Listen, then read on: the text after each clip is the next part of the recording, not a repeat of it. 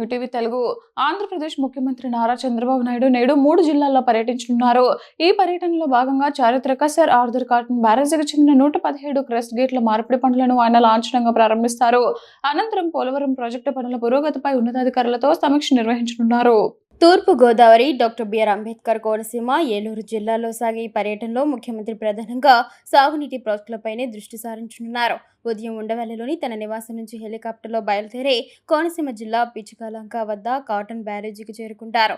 అక్కడ గేట్ల ఆధునీకరణ పనులకు శంకుస్థాపన చేసి శిలాఫలకాన్ని ఆవిష్కరిస్తారు. అనంతరం గోదావరి డెల్టా రైతులతో ముఖాముఖి నిర్వహించి వారి సమస్యలను అడిగి తెలుసుకుంటారు. 152.95 కోట్ల రూపాయల వ్యయంతో చేపట్టిన ఈ ప్రాజెక్టు ద్వారా 117 పాత గేట్లను తొలగించి వాటి స్థానంలో కొత్తవి ఏర్పాటు చేయనున్నారు. డ్యామ్ సేఫ్టీ రివ్యూ ప్యానెల్, కేంద్ర జలసంఘం సూచనల మేరకు ఈ నిర్ణయం తీసుకున్నారు. 2028 జూలై నాటికి పనులను పూర్తి చేయాలని లక్ష్యంగా పెట్టుకున్నారు.